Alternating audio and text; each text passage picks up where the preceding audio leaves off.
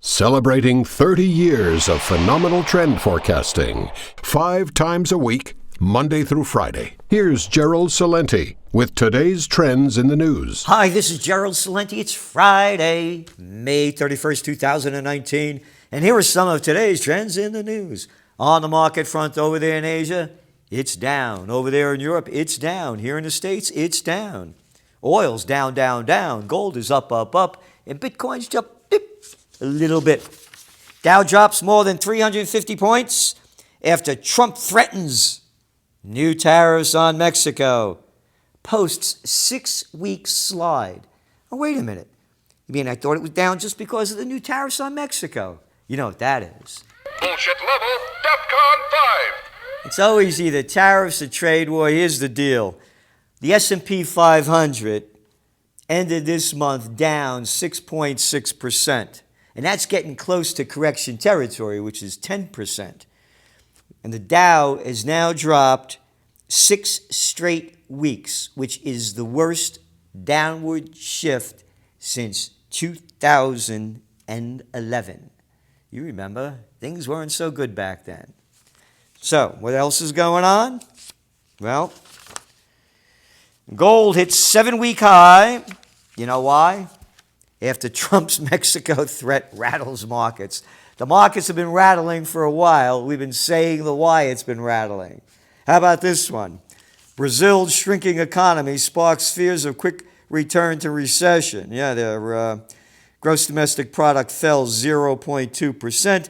This followed the release of a host of weakening indicators, including industrial production down, blah, blah, blah, blah, blah, blah, blah. Name the country, it's a global slowdown.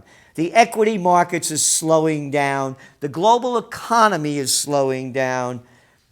And U.S. interest rates are going to go down. And that's why you got your trend alert yesterday. U.S. interest rates coming down. Will it stop recession? So, gold is going up even though the dollar is staying strong because they expect interest rates to go down, and the lower interest rates support gold because they reduce the opportunity cost of holding non-yielding bullion, plus the destabilization. Go back to your Trends Journal. Why is gold going up? Here's what we said. How severe is the current market turmoil? Watch gold, the safe haven asset. Remember, this is yesterday. Stuck in the high $1,200 per ounce trading range, it is not signaling danger ahead. When gold begins to spike, it will signal true market fears.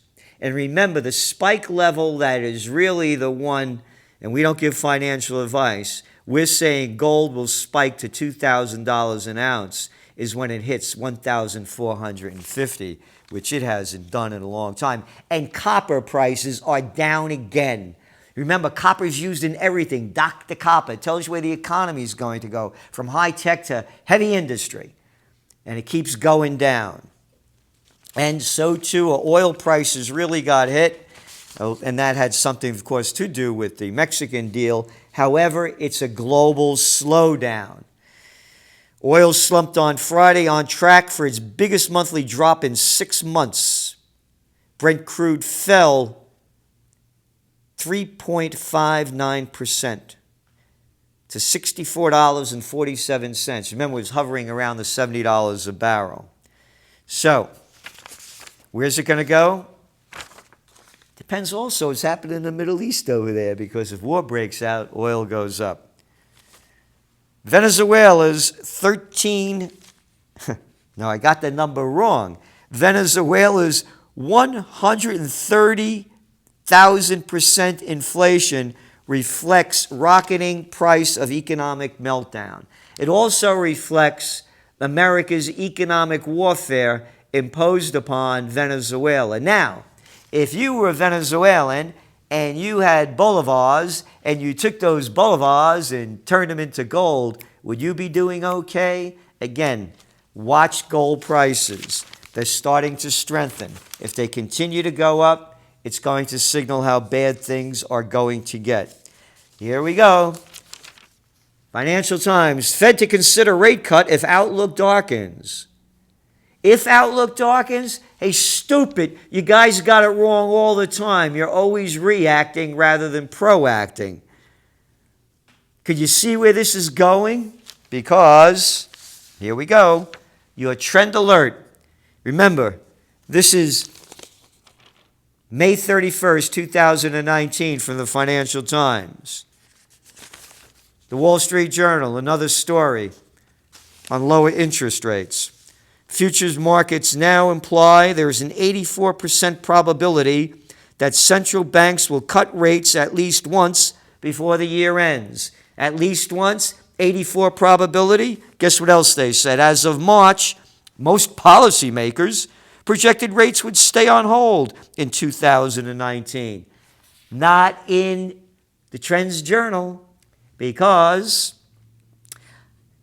in our 27 March trend alert, when most policymakers said rates were not going to go down, we forecast that a global economic slowdown and weakening corporate earnings in the United States, coupled with the fading positive effects of President Donald Trump's tax bill, would compel the U.S. Federal Reserve, quote, to lower interest rates before economic conditions markedly deteriorate. The facts are there. Again, everyone listening out there, remember to subscribe to the Trends Journal at trendsjournal.com, the only magazine in the world where you read history before it happens. And all you subscribers, tell your friends. The more we get, the more we can do. So, what else do we have here? Hey, you heard it first from us many months ago. That 30-year home mortgage, hovering around 5% in November. We said it was going to go below 4% in 2019. That's right.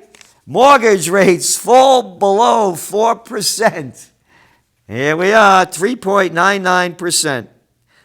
Lower rates should give a boost to the housing market, which has been on the upswing, said Freddie Mac's chief economist. Yeah, no kidding.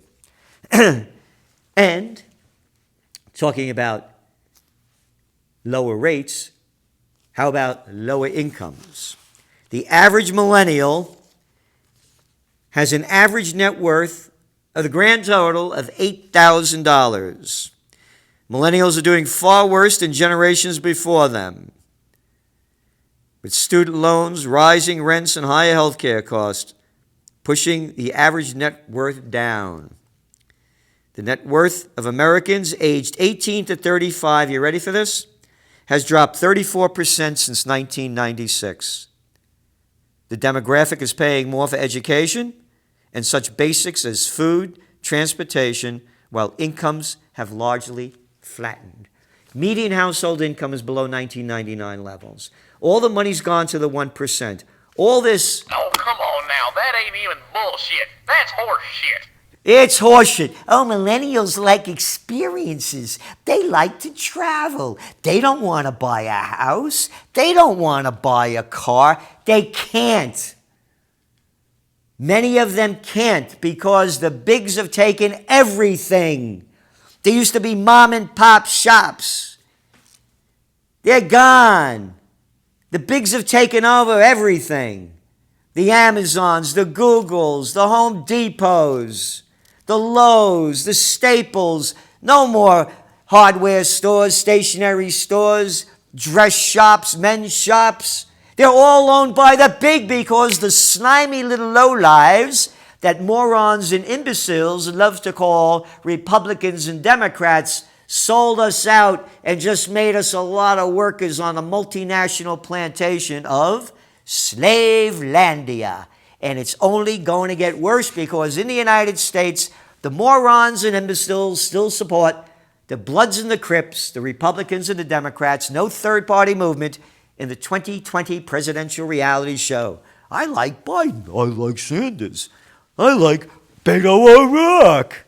What a freak show. And you got to be a freak to like them. College enrollments decline. That's right, but with some exceptions. Falling enrollments are creating winners and losers with many small colleges closing down.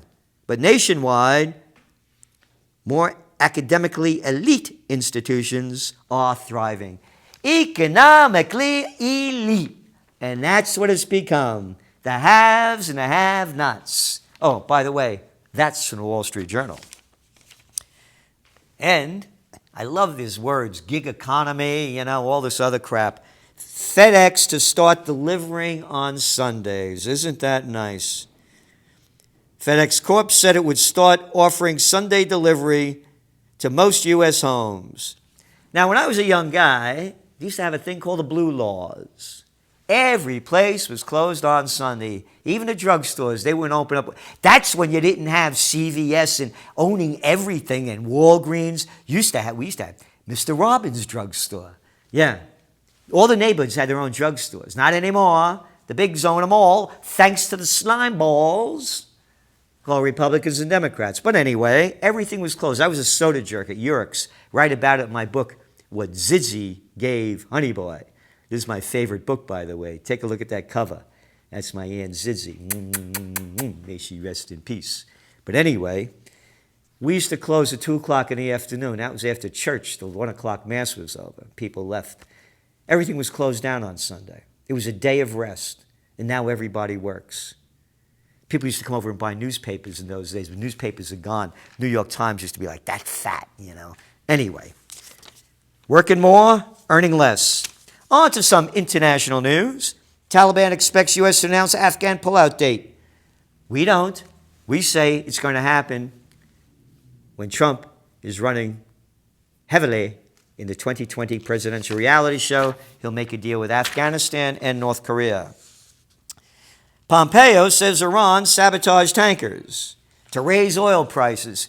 Hey, Pompeo, you got it wrong, man. Them oil prices are way down. Yeah, I read about it. What a bunch of crap. No evidence at all, but they never give any. Not one shred of evidence. Anyway, top U.S. general claims intel showed Iran mounting a campaign against the United States.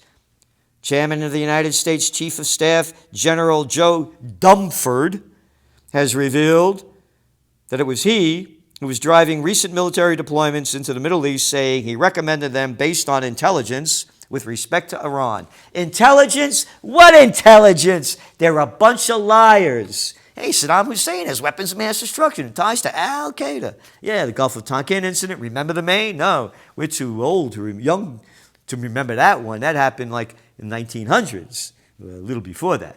But anyway, they're always lying. Intelligence? What intelligence? You got a bunch of stupid people lying to us.